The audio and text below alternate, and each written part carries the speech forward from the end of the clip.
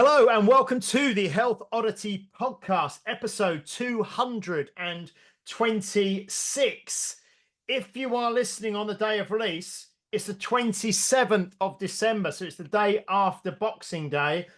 We hope everyone has had a fantastic Christmas and you're having a lovely time with your family, and whatever you're doing, you're having fun and you've had a lovely few days, and you're having a lovely kind of holiday season or period or whatever you want to call it. If you are watching on YouTube, you can see that both Pete and I have gone all out on the Christmassy theme this week. Pete, if you're not watching on YouTube, Pete has got a background up, which is I would actually say it's better than it. Well, it's different, but it's more colourful, and it's probably better than the one he had last week. The films he's used, he's got Scrooged with Bill Murray behind him. He's got Trading Places with Dan Aykroyd. He's got Lewis Winthorpe III sitting on a bus dressed as Santa, pissed out of his brain, eating a massive salmon. We've got Michael Caine. I was going to go the other side. Michael Caine and the Muppets in the Muppets Christmas Carol. And we've also got Chevy Chase in National Lampoon's Christmas Vacation, and tinsel and decorations and presents. I have got a Santa hat upgrade from last week. I'm wearing a Christmas jumper, and I've got just a festive kind of snowy, warm scene behind me. So yeah, we're really going for it. So after last week, when you thought it couldn't get more Christmassy, we've nailed it. we really have nailed it this time. No, it's brilliant. And thanks to Steph, my wife, who set this background up for me, because I wouldn't have had a clue how to do it. But no, it looks very nice. It looks very nice. Cool. So yeah, we're just going to have a bit of a catch up this week. With the next, I think, 2 or 3 weeks, we've got guests lined up. But obviously, being the kind of the Christmas holiday period, we're going to talk. But we've got plenty to catch up about, and plenty to talk about this Christmas on this episode. And we're going to do so now. So first of all, Pete, how are you doing? Are you okay? I'm very well. I've been super busy again. Getting stuff up and running. The app, the Walk Bath app is up and running. There's lots of people in there. I think there's 105 people in there now.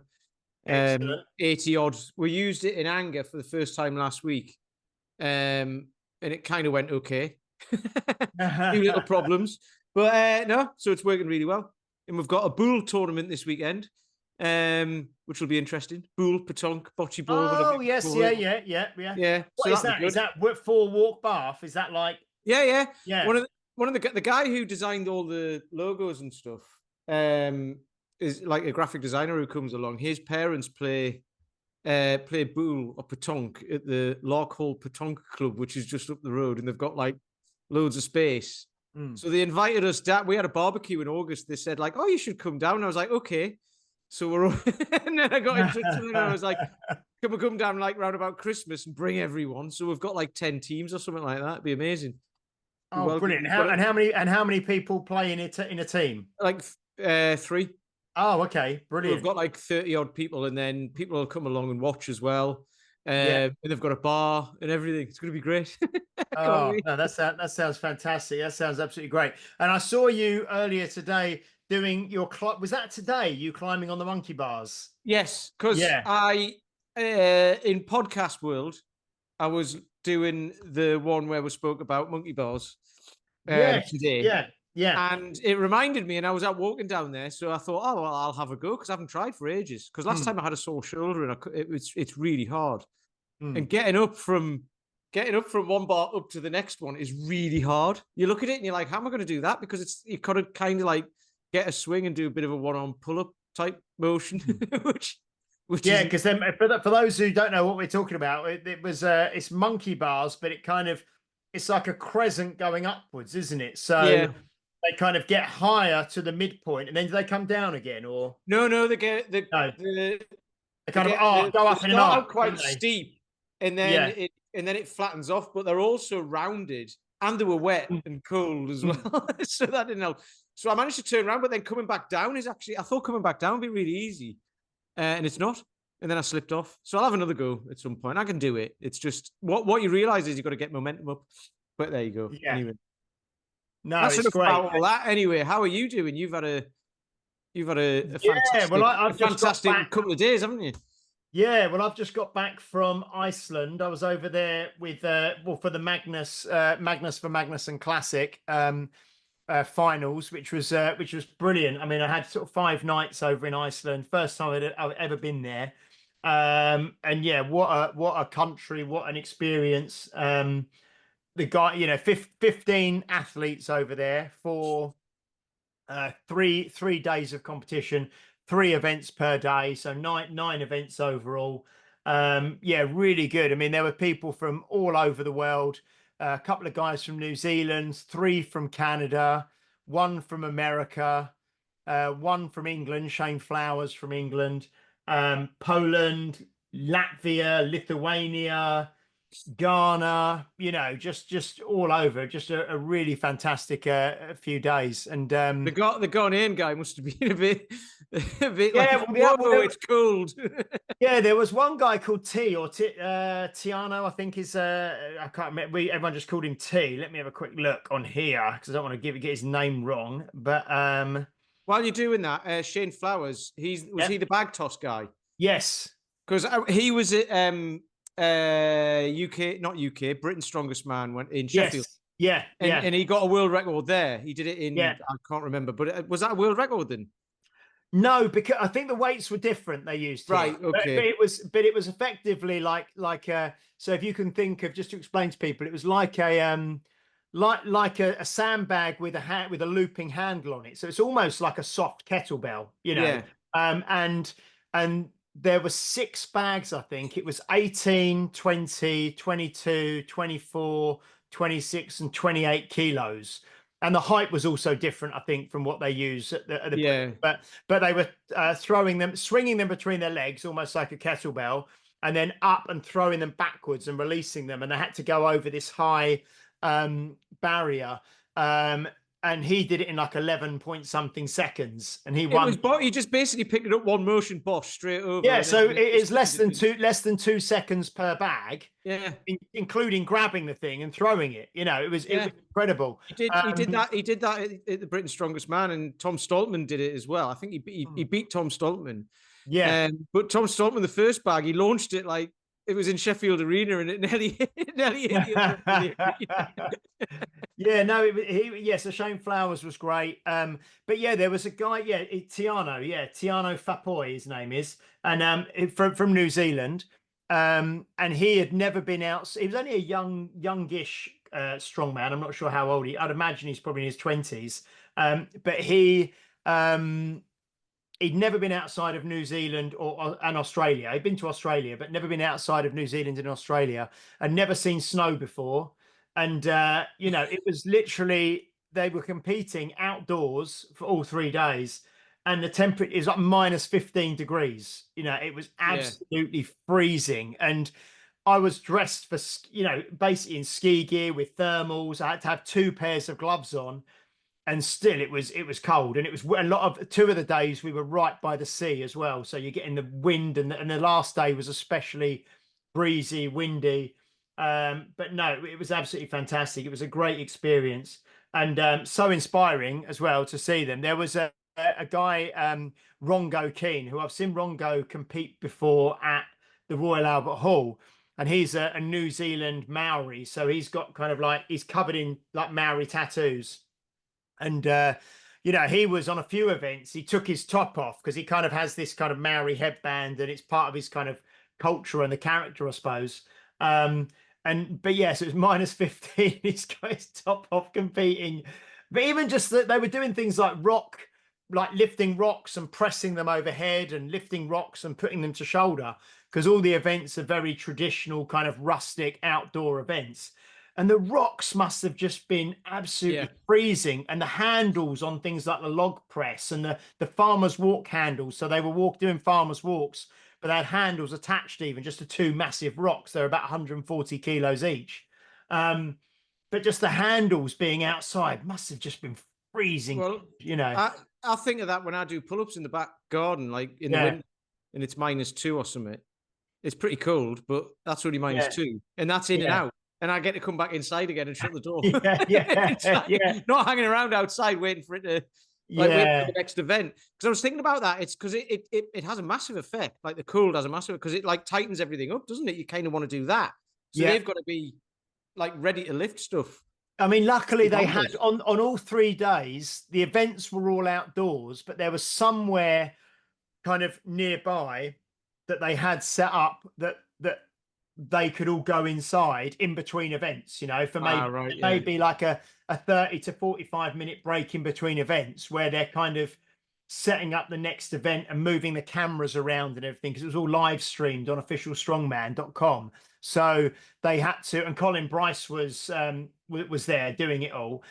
So they had to kind of get all the cameras set up, all the mics set up, move things around, so they could go inside for, you know, 30, 40 minutes and try and warm up a bit before the next event. But there was literally like no real warming up that they could do, you know, because, or very little warming up, because at that temperature, and you're only going for like a minute. I know you're going for a minute, like as hard as you physically can, but it's not like you're really warming the whole body up. So no, it was great. I went to Iceland in April 2006, and I'm from Newcastle, right? And we're renowned for wearing t-shirts when it's freezing cold. Right? And we left the hotel, so we were staying in Reykjavik, because I like those pictures you showed. There's the cathedral in Reykjavik, isn't there? Yes, thing. Yeah, it's amazing. And then there's lots of buildings. There's the building where Bobby Fischer and whoever it was played chess as well, wasn't it? And you know, was it Karpov or whatever? It was during the like the Cold War era and all that. But like that happened in Reykjavik, didn't it?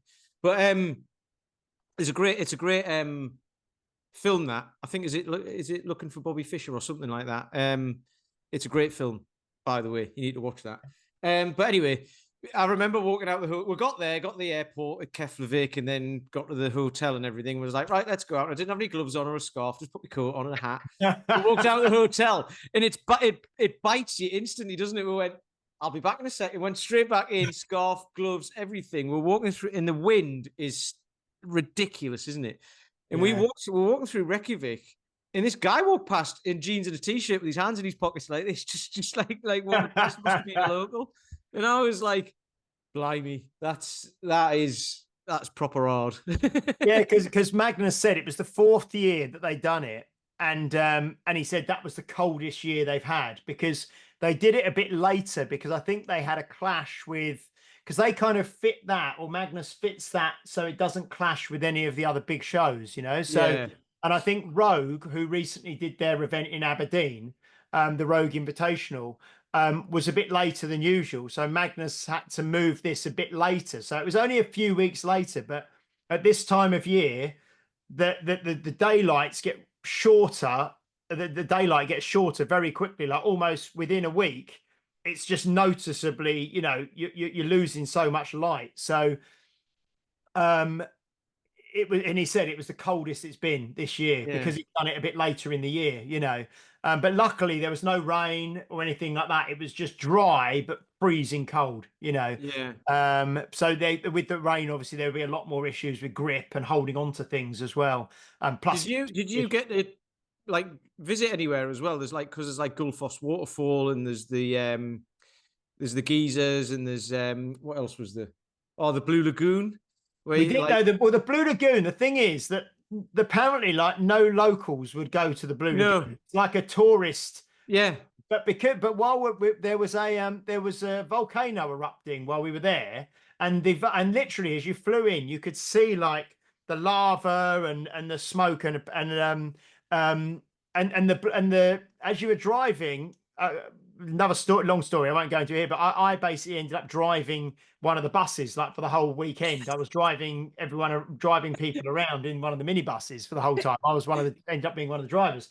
But as you were driving, you could see the smoke, and you could see the bright orange sort of like eruption of the volcano, and the lava had come down. The lava had actually reached that Blue Lagoon in the Blue Lagoon car park and everything. So they had to shut the Blue Lagoon. Yeah. There's a hotel there as well. And someone else I spoke to was due to stay at the hotel, and they had their visit cancelled because the lava was literally right there, you know. So no, I didn't go to the Brugge. I went to some other, we went to other hot springs and the thermal baths like that, as they call it. But no, because obviously the 3 days they're all outside, but they're at 3 different places around the island. So we did actually get to see quite a lot driving around, and we went to Husafell, one where we did where they did the Husafell stone, and we stayed at the Husafell hotel, which was fantastic. Yeah. So no, it was brilliant. Because there's a bit where you can see the tectonic plates as well, isn't there? You can see the American plate and the European plate, like it's the North Atlantic Ridge, and it comes. I was at a film festival last week, and it was the Ocean Film Festival, so all about oceans, and it had some guys in Iceland diving and surfing and stuff like that, and doing ice climbing as well. But like, because you can swim, you can dive down and touch like the tectonic plates like that, one each. So you're touching the American continent and the European continent at the same time. Yeah. But they're moving apart, aren't they? So Iceland's actually splitting in half. Yeah, well, I think that's near where this volcano was going off. Oh, okay, yeah. Because they come out of the sea then, and that's part of Iceland, and you can actually see the plates. It's amazing. Yeah. It's like it's just incredible, just like the scenery, the temperature, the everything. Well, when I was there as well, it was April, and Gullfoss was frozen, the waterfall. And I used to work with an Icelandic guy who I sent you a picture of, just in case you bumped into him. Yeah. Like, this is Hallie. Shout out to Hallie G. And another mate of mine who I used to work with, this guy Scott, had gone over in summer. And he said he went to Gullfoss. And I said, did you go back down to the bottom bit? And he said, well, you can't, because there's just spray everywhere, because it's so powerful, this waterfall. And I was like, oh, well, we went down there because it was all frozen. And he was like, how can that much water freeze? Because there's loads of it. And it's like, yeah, but it gets super cold, doesn't it? So, yeah. Well, I think the Niagara Falls is frozen, isn't it? I think so, yeah, probably. Yeah. Well, yeah. So, yeah, I mean, you can imagine how cold it has to be to freeze moving water. Exactly. That much of it as well. So... Yeah. That's how cool Iceland is. It's an amazing place. I loved it. Yeah, no, it was great. No, so yeah, it was so inspiring, and it was great. And I came back, and so obviously spent a lot of time with all of the guys. It was brilliant because ended up, having breakfast with them every day, eat dinner with them every night, driving the bus around, like I say. And the last night they did a celebration kind of dinner, like a 3-course meal at the Viking Hotel. And I got invited to go to that as well, which was because I only went out there to watch, you know what I mean? And so I was there with all the guys, and I was sat opposite the two Rongo and Tiano and their coach, who I've got is because is someone I want to get on the podcast. He's a really interesting guy. Let me have a look. Got it written down because I saved his name. 1 second while I'm doing this. Jeremy Hogg, who I think is an Australian, but he was a strong man, and now he's got into, well, he was a swimmer originally, like Eddie Hall was a sprint swimmer, and so was this Jeremy. He's 52 now. But now he does like endurance swimming, and he swam between the 2 islands of New Zealand, which he said was about 7-hour swim. And he's doing lots of like ultra endurance sort of swimming. So I spoke to him about coming on the podcast because he was really, really interesting guy. So yeah, no, it was great. And it's so inspiring. I came back and had my first training session back yesterday. And they gave me one of the t-shirts as well. One of the, the event t-shirts that just all the kind of the guys got. So you can tell the grandkids I was wearing Iceland. I was there. Look, I've got the t-shirt. Look. Yeah, but no. Magnus's wife Monica just sort of said, "Oh, what size are you?" And I said, "Oh, medium or large." And she gave me one of the large t-shirts. So I wore it for training yesterday, and I just felt, I don't know what it was, if I felt stronger, because I think just watching them all do it, I kind of just felt more snappy. I kind of felt a bit stronger. I kind of just. The technique, I was doing a lot of sandbag stuff, and it just because they were doing a lot of stone lifting over there, and I'm loving the sandbags at the moment, training with the sandbags, and because you're literally getting your fingers on the floor, it's like a deadlift, but your fingers are on the floor underneath the bag, and you've got to be quite snappy as well. And I just felt better for doing it. I think it was a mixture of being inspired, plus also probably having like 4 or 5 days with no training and just kind of, I wouldn't say resting, but it wasn't really that much resting because I was, driving around and it was quite busy and I was out, but quite full on. But yeah, no. It's what we were talking about the other week. It might have even been last week about inspiration, isn't it? And you can inspire a feeling, and you can inspire people to do things. Yeah, and it inspired that feeling within you by the sounds of it. And then, so when you were training, that feeling comes up, and you're like, "Wow, this is amazing," and I feel so good, and blah blah. Or it's just the t-shirt. Who knows? Yeah. How many people were watching? What, actually in person there? Yeah. Like, was it hardly anyone? Hardly. It was like. It was almost like just because there were 15 competitors doing these 9 events over 3 days, and each of the athletes, not all of them, but some of the athletes had like someone with them, like a girlfriend or a wife or they had Christian. They had Iceland's strongest gay was competing. He's really, really lovely guy. He's on Instagram as Iceland's strongest gay. Christian something. Let me have a look. And that's interesting because I wonder how many. Because it's funny, isn't it? Because we were talking about this. It's a numbers game, isn't it? So, like you were saying, like, because Iceland has got like what, a population of 300,000. It's just under 400,000, I think. Is it? Oh, so it's got bigger because I'm sure it's 300 and 250,000 of them live in Reykjavik, apparently. Yeah, literally like 80%. Yeah. But it was like you were saying this, weren't you, to Magnus? So why are there so many like world's strongest men and stuff like that come from Iceland? And he's like, well, because we're hard, basically, is what he said, wasn't it? Yeah. But then, so if he's Iceland's strongest gay, how many? Like, what's the ratio? You know what I mean? Yeah, because so it's Christian Sindri Nielsen, and his partner was there, his boyfriend was there with a boyfriend or husband, I'm not sure, but they had a dog and stuff like that. But he was great. I mean, he was so strong. He's like, I think Colin Bryce sort of said when he was doing his commentary, he said, because he's almost like a square, because he's quite short, but he's so broad. He's like, and he said he's the only person to measure his height in cubic meters. Literally he's literally like he's a block. But yeah, it was. So most of the people had like someone with them. Or maybe a coach or whatever. So there was, so you think you got 15 competitors plus say 15, one with each person. So that's 30. And then but actually people who just went along to watch, I don't know. There was just this one weird bloke from Chelmsford. Yeah, no, I want to say like maybe like 10. You know what I mean? All right, okay. Hardly anyone. There was I met one family who'd come over from America who had been over the year before as well. Gwen and Joe and their 2 kids, Eleanor and Charles. So I mean, the thing is, because you just got to chat to the same people, because there's only a few of us there, you just be standing around chatting.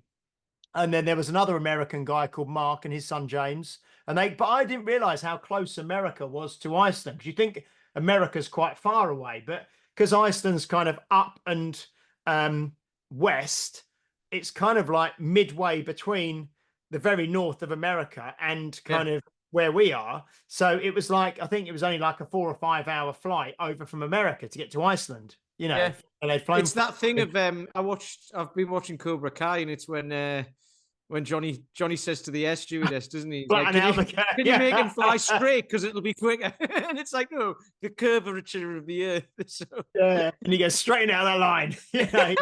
No, So it's because like when you fly to the States, you fly up and over Scotland, don't you, and over and around. Like if you go to the East Coast, and what have you. So it was. I mean, there was literally 10 maybe people gone there just to watch who weren't connected to the athletes, and obviously you had a few locals there and stuff at the different venue, different places.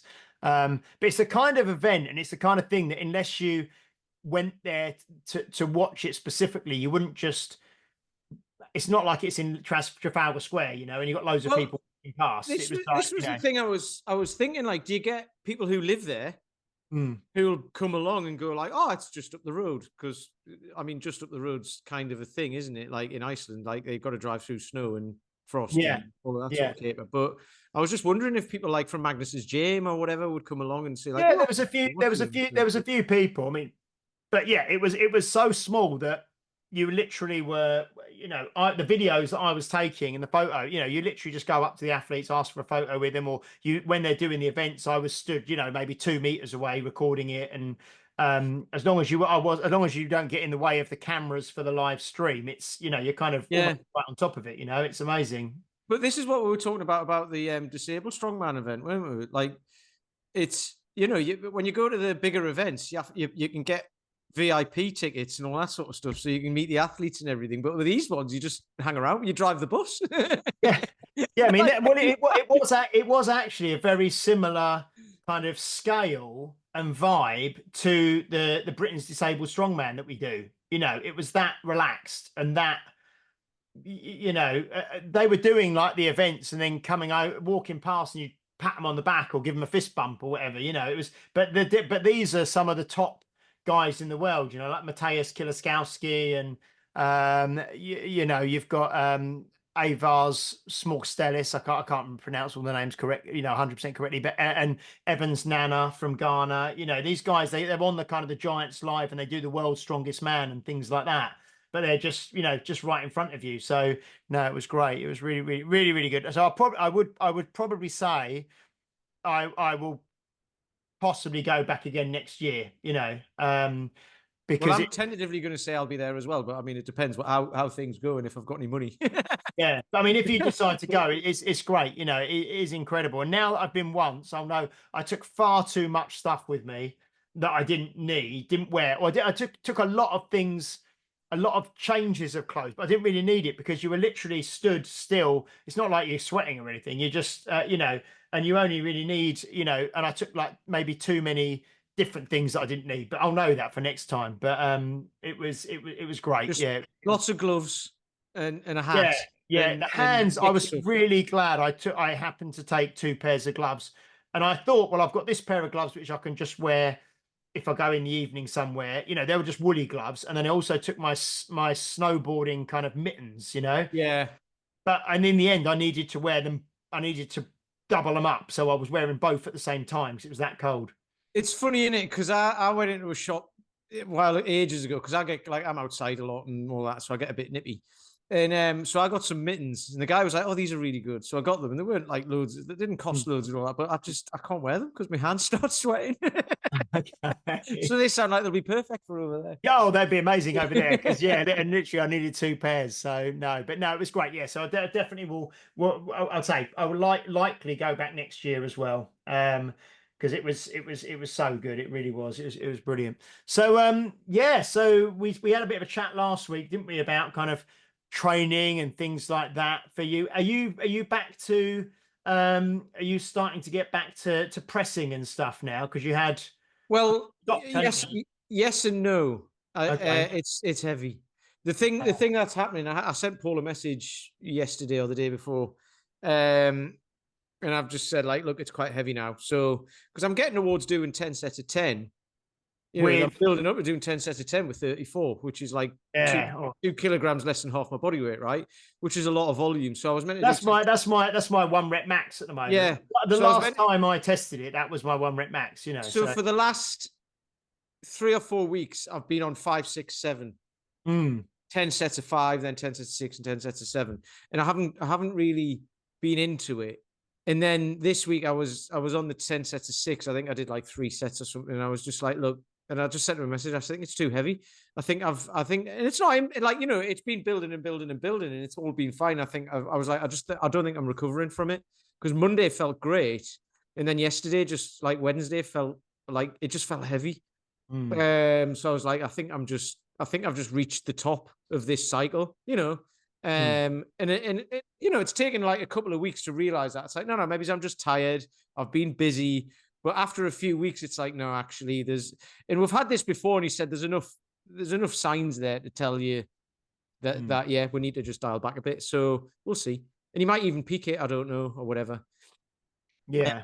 So yeah, because I did a set of 8 each side with a 36 on Monday, and that felt great. Wow. And I've never done that on my left before. Yeah. Because my left was always weaker, but we did like we said, we built the left back up while keeping the right super strong, like maintaining the right. and the left is kind of caught up. I'll always be stronger on the right, but the left is got towards it. So yeah, so 8 with a 36 is quite. I'm quite happy with that. I've never done that before. Yeah.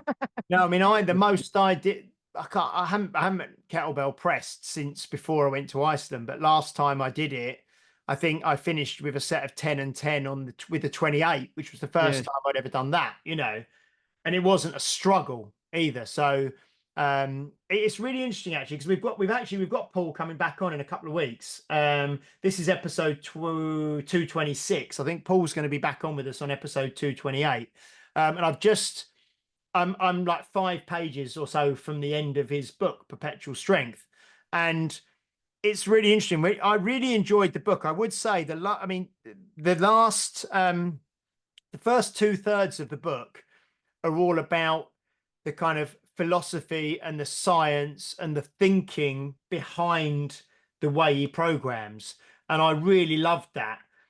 The last third of the book is a bit more like, the workshop we did with him in Belfast, where it's got all the power grids and it's got all the numbers, and where he talks about, first of all, you go top to bottom, then you go left to right, then you go diamonds, then you go, and that kind of, because Paul gives me a program to kind of follow myself, I kind of, I didn't really into that too much, because it's very complicated and I didn't really need it for myself anyway. But to understand the base, I really loved the first 2/3 of the book is a really cracking sort of read, if you like, and then the last third of the book is all the programs, which is basically what we did with him when we went over to Belfast earlier in the year. But no, that was great. So it'll be good for him to come on. But yeah, I find that, like, you're obviously following the pro, Paul gives you your programs, Paul gives me my programs.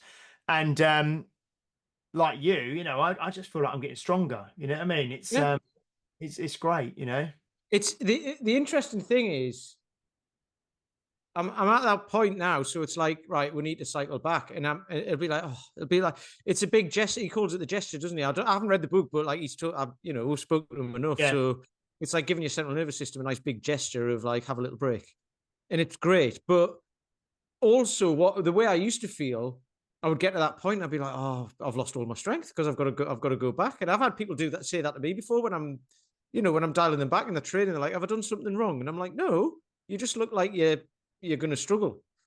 And actually, I could only press a 32, rough 1 or 2 on my right and possibly 1 on my left when we first started a few years ago, and now I'm up to, aiming for I think I did 8 or 9 sets of 6 with 34. So that's pretty good going, isn't it? Oh God, yeah. And I've just done new programs for Alex Nicole Bennett, friend of the show, and Paul Anderson, who's at the gym, and because they both did the Tactical Strength Challenge at the end of October, and they kind of worked up to doing some heavy single deadlifts, obviously, on that.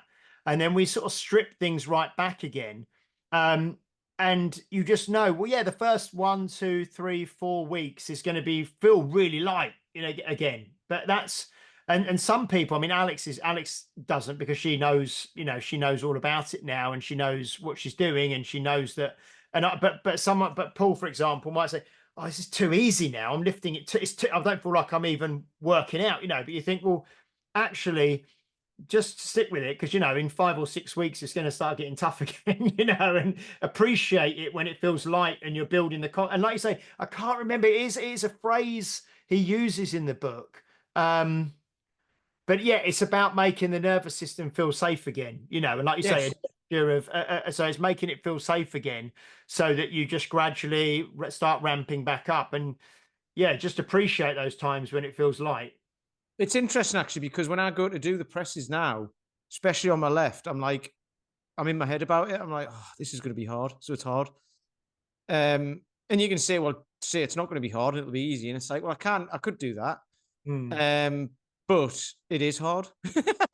I'm at a limit for that at the minute. So, and we said this ages ago, didn't we? It's like, well, if you do start too heavy, you've got nowhere to go. Yeah. At least if you start lighter, you can easier way up to heavy. But if you start out and go, well, okay, instead of starting at, I don't know, like 60%, I'll start at 75. That's a lot of percent heavier. So by the time you get to 80, 85, you're in 2 weeks, you're smoked. Yeah. Like, it's like, well, you could get there in 10 weeks and you won't be smoked because because your central nervous system is. And if you start at say 50%, you're just going to, for the first, month, it's going to feel great. And you're going to, and then that's, it's so interesting. The guys in Iceland, there was one guy, Nika, who's from Georgia, and it was the first time he'd done an international pro competition, but he's 20 years old, and he's a giant, a big, strong guy.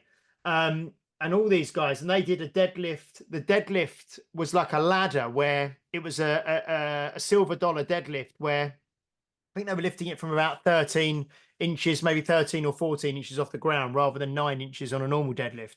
And the starting weight was 300 kilos. And they did like 1 rep with 300 and put it down. And then someone either side loaded into the box 10 kilos each side. So it would then jump up by 20 kilos. So it was like 300 kilos, boom, 320, boom, 360, boom. 340, 360. I think the most someone got to was 380, because it wasn't like you were just doing like 1 rep and then you were having 3 or 4 minutes rest. You were going, 300, 320, 340, 360, 380, all in less than a minute, So no one got to the kind of 400 kilos, but it was. They had that at Britain's Strongest Man. It was a ladder, and I can't remember where it started, but the last one was 400 kilos, and it was just a standard deadlift thing. Yeah. And Matt Bishop and Tom Stoltman got 5 reps is the world record with 400 anyway. So they got 5 reps each, I think. But at the top of the ladder. So they'd already done. It must have gone like 320, 340, 360, 380, 500, I think, 400. Yeah, and then however many. And then when you get to 400, you just rep it out as much as you can. Yeah. And I think they did 5 each and equaled the record. But the rest of them, like some of them didn't get past 380 or whatever because they're just too weak, obviously. Yeah. It was absolutely bonkers because it's like you're basically warming up with like 300 odd kilos. It's just ridiculous. And like you say, 300 kilos or 325 now, but 300 kilos is kind of the women's world record, isn't it? That Lucy's got is 325 now, but it's to start with that and then just keep putting weights in is incredible, but it's interesting. I mean, I'm enjoying training again. Well, I always enjoy training, but I'm enjoying it at the moment. And like I say, you need things, don't you, that like we spoke, like you say, that you spoke about last week or the couple of weeks before about inspiring you. And I'm just really getting into the sandbag training now, I think. And also having spoke to John Gibb a few weeks back, Highland Wolf Strength, about the sandbag training. I'm just finding it really, and I suppose I'm at that stage where I'm learning the technique still. So you get those if newbie gains, if you like, but just from refining technique and learning a little bit more about it and how you move your body and all the rest of it. But no, it's really, really good. Really, really good. Well, that's why I don't necessarily do that because I haven't got the equipment at home and what have you. Yeah. But that's why I do the stuff about playing around with the monkey bars or doing skin the cat or what, like when I'm out and about or just doing a couple of headstands or something like that. And it's just like just checking in to see where you're at. And like you say, a little bit of a technique tweak here and there, and then everything. If you've got the strength, everything becomes relatively easier, doesn't it? Yeah. Because Paul McElroy sent me a video from, because I tried to do it with either the 80 or the 75 kilo sandbag to get it onto my shoulder, so you get it right up onto your shoulder. And I couldn't get it. And then Paul sent me a video from the world's strongest guy. His name's gone out of my mind now. I know who you mean. He's been in the world's strongest man, hasn't he? Yeah, he's been in the world's strongest man loads of times. Yeah. The name's just gone out. I know, but the name's just gone out of my mind. Let me have a look. It'll come up straight away. Rob Kearney. That's it. Rob Kearney. And it was like one of these instructional videos about So he tried to kind of, like he leaves you voice notes, doesn't he? And he sort of he left me this voice note. He said, I'll send you a video and you can have a look so you can see. And it was like an instructional video from Rob Kearney about how to lift sandbags to shoulder. And it's amazing. You think, because you see these things and you think, oh, well, you just have to be strong and just sort of throw it up there. But he really talks about, right, grip it like this. When it's at this height, change your hand position and like everything, there's technique to it. And just watching a video, it's like a 7-minute video. You then kind of come back to it and you think, oh, I understand what I'm doing more, a bit more now, It's funny because I learned this on the job, right, not 2 hours ago, trying to do these monkey bars. Oh, okay. So I hung off the first one, like overhand grip like that with my thumb as well. And then I let go, but you're like that because it's bent. Right? Okay. Like on the tinsel there. But it's bent. So I was like, right, so I'm going to go right hand first. So I had to put that in the middle. And then you do overhand grip rather than pull up rather than chin up. Yeah. And then I had to, on the first one, I had to kind of swing back, but there's a wooden thing behind. So I hit that. Yeah. So I had to start again. But then you get a little bit of movement. But then what happens is your shoulder rotates. So you go to the side. And you can use that momentum to pull a bit and push this arm. And then all I have to do is catch the next one. And I catch it that way because that's the easiest thing to do. Then rotate my hand round. And then all I need to do is, like we said on Gladiators, pull back a bit and then let go and use the momentum of that and the rotation in my shoulder to turn the grip from there to there and then pull like that. And then all you need to do is grab there. I'll grab it like that again, and then I'll just turn around and then. But the problem was on the last one, they're quite flat to each other. There's a slight incline, but then there's a big structure in the way because that's where the top of the thing is, and there's a big another big wooden post in the way. So that's where the little kids climb through, isn't it? Yeah, exactly. Yeah. That's where they'll climb through and just go. Like, oh. So there was no kids around, so it was fine. No, because I've got monkey. We spoke about this a bit. Was it only last week's episode? No, it's a couple of weeks ago, wasn't? No, a few weeks before that. It was the episode. It was the one that comes out on the 29th of November. yeah. Because we were talking about monkey bar. Oh, use it or lose it. The monkey bars and all that sort of thing. Yeah, because I've got monkey bars in the gym, and mine are dual height ones. So you've got like a low run and then you've got a higher run, and I used to do it so I'd go along, you'd go low to high, back down to low, up to high, back down to low, up to high, and so on. And when we spoke on that episode all about it, it was kind of it's just something that I've not done it for a while, so it's more confidence. You know what I mean? I think it's more confidence in your ability to do it. You get that nervousness of letting go with one hand and then swinging and grabbing and swinging, because if you haven't done it for a while, like anything, you need to train a skill, and it's a skill, Well, I'm currently working on, but it's too cold at the minute and it doesn't work. I can't get it to work. But doing a Rubik cube with one hand while I'm hanging off the bar in the other hand, right? And the issue isn't hanging from one hand. It's the fact that I can't do the cube fast enough in the other hand. Because when I do it before you lose grip, yeah. So I'll do it in one hand. When I do it, I'll use a table, and you're allowed to put it down on the table and rotate it and stuff like that. So it actually makes it quicker. But then when you try to do it without a table, so if I'm just dangling and I've got to do it here, I'm like, you've got to then spin it round in your hand and all of that sort of stuff. So it takes longer. So I've got to be able to, I think I can do it, like the fastest I can do it is like just over 30 seconds in one hand, right? But when I'm hanging off a bar, it's probably going to take more like 40 on a good solve. Possibly 50. So I've got to hang from one hand for 50 seconds. It's not just that, because I'm not concentrating on that. I'm concentrating on that, and it changes your focus. Yeah.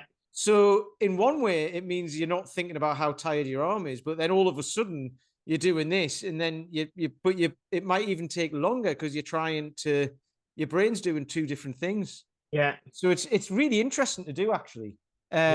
I mean, it looks like a party trick, obviously, but it's really interesting to do because I've done it in a pistol squat before as well. Doing it with two hands is dead easy.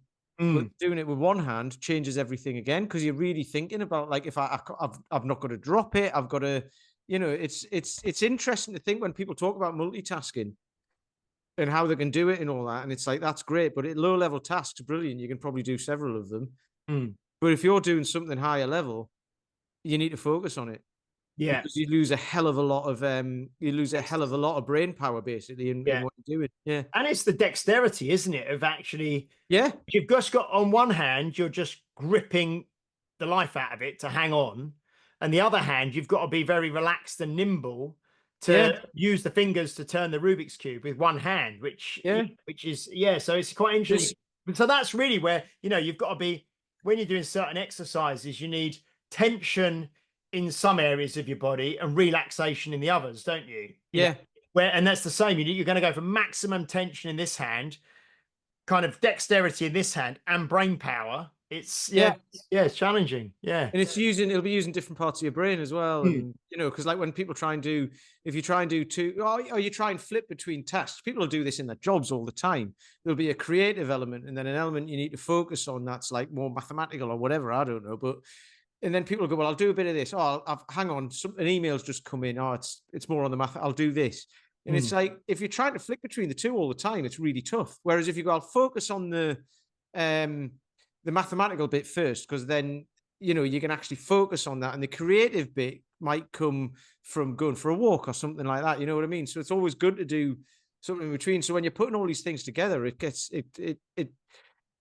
it's how training can show you that it's easier to just, or it's possibly more productive to focus on one thing, get that done before you move on to the next thing, rather than trying to do everything all at once. There was something I shared actually the other day by Thomas Plummer. Let me just find it, because it kind of really relates to this, but it can relate to anything. Where is it? Just bear with me a second on the podcast. Thomas. So this is where we'll talk about, like, can you rub your belly and pat your head, right?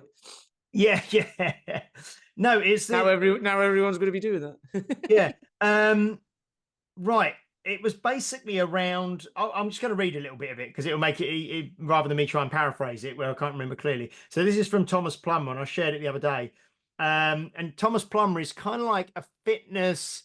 I want to say you'd probably call him a fitness business guru, but he's not really. He's an older guy. He's friends with Dan John. He's kind of more of a Dan John kind of guy but he's involved in fitness business, but he's very pragmatic and he's very sensible, So he says the guy on the stage had one message: get more done, get it done faster, do more than the others, and you will finish first.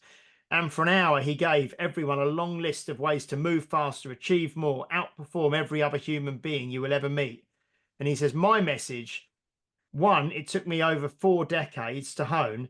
That is all crap. And perhaps the biggest lie in motivation. If you want peace, happiness, and yes, wealth, go slower, do less, focus on the few and not the many. And then he says, this is kind of business, but it relates to training really. If you own a business, simply commit to one thing. I'm going to focus on this business, master it, yet find time to have a life. It is not doing everything that lets you rise. It's doing the few things right. It's doing the few right things, but finishing them to a higher level.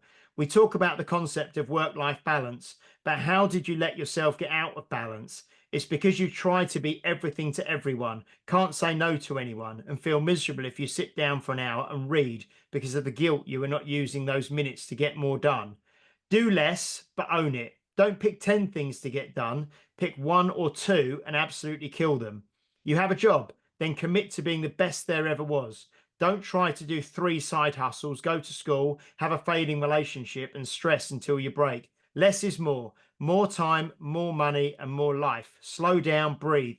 Pick carefully, but when you choose what it is that defines who you are today, go all in. Life is simple. If you want to be good at something, let that something be the only thing. So kind of, it just kind of, I shared it the other day and I just thought, relates to everything really, doesn't it? It relates to training, to business, and I thought about you actually when I read that, and I thought about me.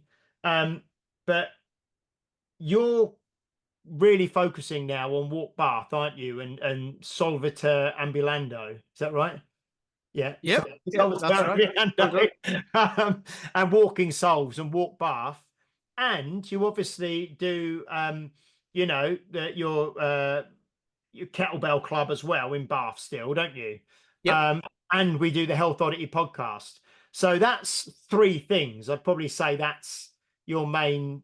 Is that the main? I mean, and obviously outside of your own training, you know. And I do Unique Results and the Health Oddity podcast, really, you know, Yep. and I train. So it's like you say, pick 1 or 2 things and just try and do them really, really well. I enjoy doing all of those things though. That's Yeah. the other thing as well. And it's like I sent something to Brian the other day because I was sending tensions and stuff like that. And I said it was something about what do you need to sacrifice to get what you want, right? Because if you're gonna build something like building unique results, you'll have had to sacrifice a lot, right? Yeah. Because it doesn't just happen when you want it to happen by, oh, I'm going to have 6 weeks holiday and I'm going to do this and I'm going to do that. It's like, no, you need to, you know, it doesn't happen overnight and you need to do it over a long period. And I sent him something to say, and I found that hard to come to terms with because, you know, life was quite easy, but then I know that an easy life isn't necessarily a fulfilling life, or I don't find that anyway, right? And I think most people like try to do anything for an easy life. But it's the thing of sitting in a comfortable chair, isn't it? We've said before, find the most comfortable chair, the most comfortable position to sit in and stay like that. And within about 20 minutes or less, you'll be like moving around. Fidgeting, fidgeting, you know, so it's that, isn't it? And a challenging life with success and failures is what makes me grow. So I've sacrificed a lot over the last few years, right? Because every Saturday morning we've gone for a walk. And I've spoken to Sean about this. And in fact, she spoke to me about this. But it said, like, I've become better for it. I've become a better person. I've become more focused on what I'm doing. Walk baths and walking solves and that has become the thing. But also Sean thinks that as well. So, because she was saying when I first started and I said I was going to do it once a month, she was like, that's great. And then it was like, it turned into once a week. And she was like, oh, that means like, you know, our Saturday mornings are done. But she comes along as well. And she's like, actually, I look forward to it now. And I want to get out of bed on a Saturday and go for the walk. Right. Because like whenever I used to do that, would go walking in the afternoon instead. Right. You know, and it's just, that's the thing. What it's done is it's helped more people do things like that, get up and think about themselves and think about the day, and especially at the weekend, because like most people just get up and go to work and don't think about anything, do they? They just get up, get a shower, go to work. But this is like, at least at the weekend, it's like, I'm going to get up and then I'm going to go and talk to some people, you know? So that's what I always like. We've said this a lot, like between me and Brian and like the group that I was in with him and all that sort of stuff is, you know, what are you going to sacrifice to get what you want? And I really struggle with that because it's like, well, why do I want it? Do I have to? And like, you know, but and people can look at that and think like, well, that's going to be something that makes life harder and all that, which it does. But if you hit that, like I've tried to do this over the last 10 years, but if you hit the happy medium of you can keep everything and everyone happy, as in, you know, you're not like, you know, we'll talk about pulling the levers, but if you go and do more of this, then your relationship suffers or whatever. Mine's kind of fed everything. I've had to sacrifice a lot, but it hasn't been a sacrifice for, you know, letting one thing dwindle. It's actually a sacrifice here, say in a relationship, but then it's fed that back. It's come back into it and fed it. And I'm starting to understand that now. Because I really struggled with that because I was like, I don't want to have to give all this stuff up that I do because I really enjoy it.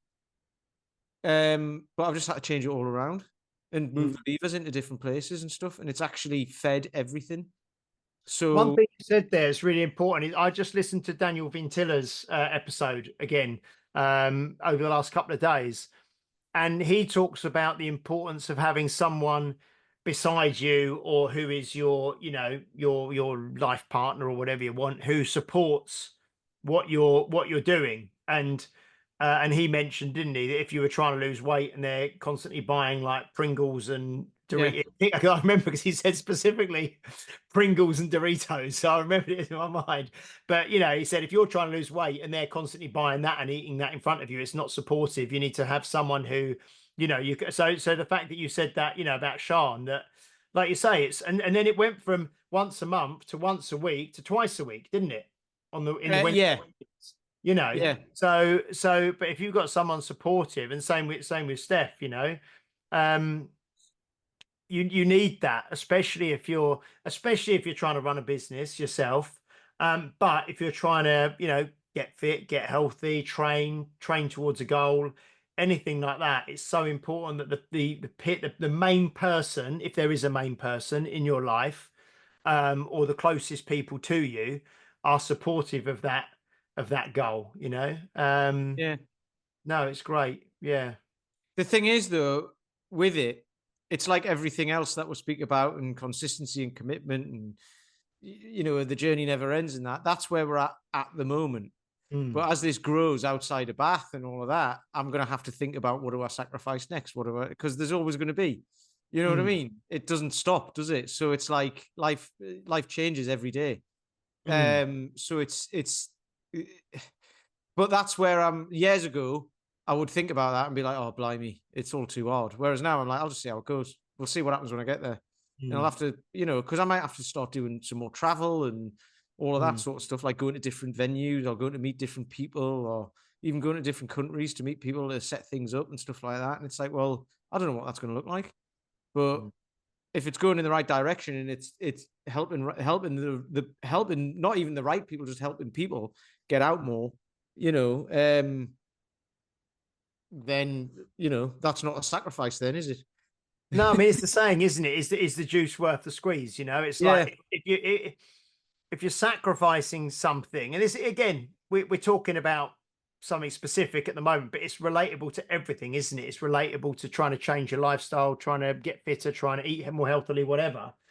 If the sacrifices are worth it because of the outcome you're working towards, or if you're moving towards a worthy goal or a worthy ideal that ties in with your values and everything else, then, you know, running the business like I do, if I have to work, you know, 7 days a week some weeks, or go in, you know, early mornings and evenings, we've got people, you know, you do these things because it's something that's important to you and something that you believe in and something that you're trying to build. So like you don't ever feel like you're doing something begrudgingly, because you believe in what you're doing and what you're doing is important to you. So in the same way, you know, if you're trying to get healthy or fit or strong, and mates want to go out for drinking, but you're due to train the next day, you might say, well, I'm not going to come out. Now, is that a sacrifice? It's a short-term sacrifice for a longer term gain, isn't it? Because of what you know.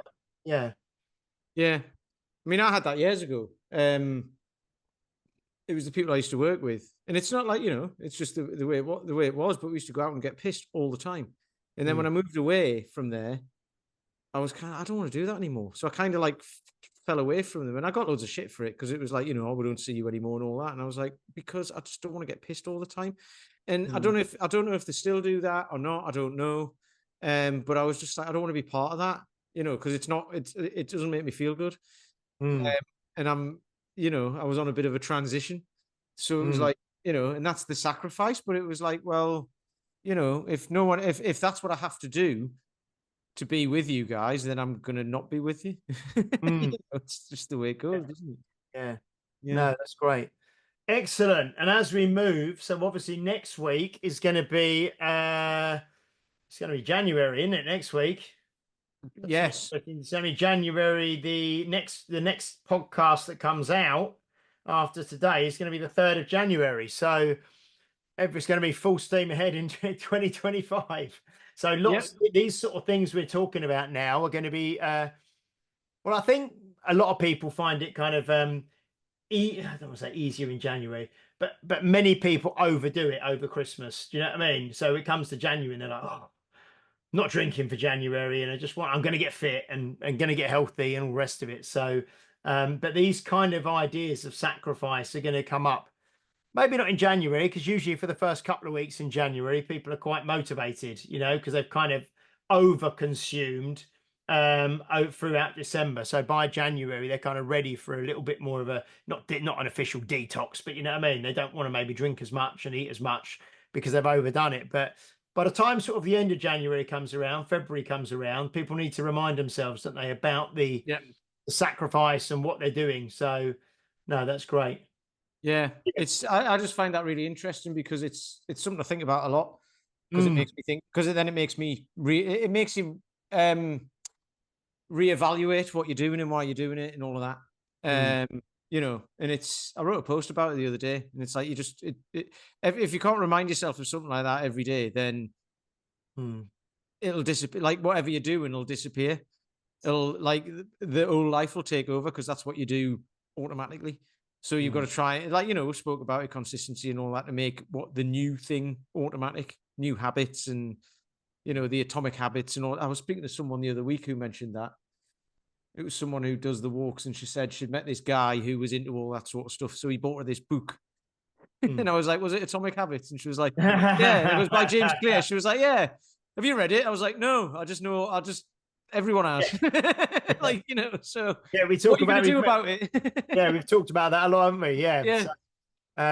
So, that's one book I did just buy because I recently watched Gladiator 2, and I bought Marcus Aurelius Meditations. Oh, right. I've never read it, and I've been to so many seminars, workshops, read so many books, listened to so many podcasts, and then obviously in Gladiator 1, Richard Harris is Marcus Aurelius, isn't he? So, and they mention his meditations and things in Gladiator 2.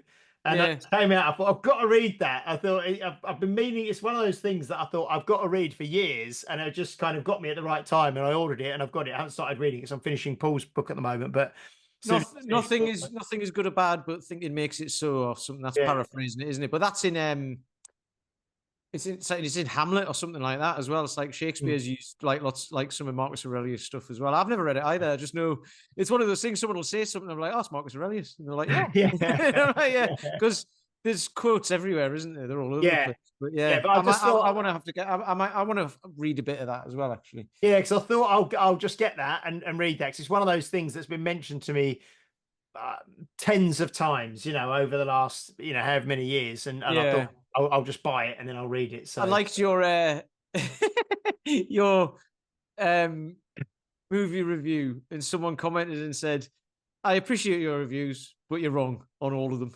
Pretty much. I think that's a friend. I used to go to school with him. I think his name's Sergio, I think.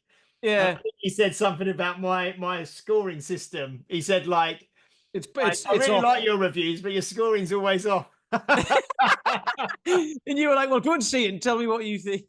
Go and watch it and let me know what you think. You know, that was hilarious. You know, it's my opinion. Yeah, anyway, no, that's great. Well, we will just say to everybody who's listened to us and watched us throughout 2024, thank you so much. I mean, you can probably tell by the way, you know, we come across on here. We love doing this.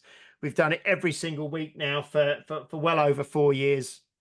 Like we say, episode 226 today. We will be back with you next week, which will be next year, which will be 2025. Please do like, share, subscribe, leave a review if you're watching or listening on a platform that allows you to do so, especially if it's Apple Podcasts. Please do also subscribe on YouTube and share these episodes, share the podcast with someone that you think might. I mean, coming into January now, people need a bit of motivation, and people maybe need a bit of education, and people need a bit of steering in the right direction.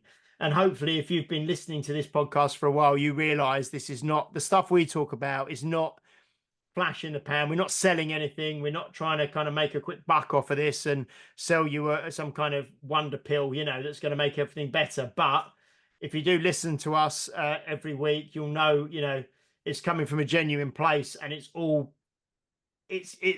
simple stuff done consistently. That is what's going to make the difference. And like we've said before, I think last week, Pete, you may have used the quote, it's not what you do between Christmas and the New Year that's important, it's what you do between New Year and Christmas. So, you know, a couple of days' time. I came up with that. No, you didn't, did you? Because I've shared that with you. You didn't come up with it. But you know, we're coming into the new year now. You know, we can draw a line under what's gone before, and we're moving forwards now in 2025. And let's make it a cracking, healthy, fit, strong new year for us and for all of you, all of the listeners, all of the watchers. Thank you so much. Happy New Year, Pete. Happy New Year, James. Good. And Happy New Year. And Happy New Year to everyone listening. We'll be back next week for episode 227 with Ryan Wolfhart. I think I pronounced that correctly. Is he American, Ryan? Yes. Yeah. And then we'll be back the week after with Paul McElroy, and we'll be talking about his book that we've mentioned a few times on here, Perpetual Strength. Okay. So we'll see you next week. We'll see you next year, 2025. Until then, bye-bye.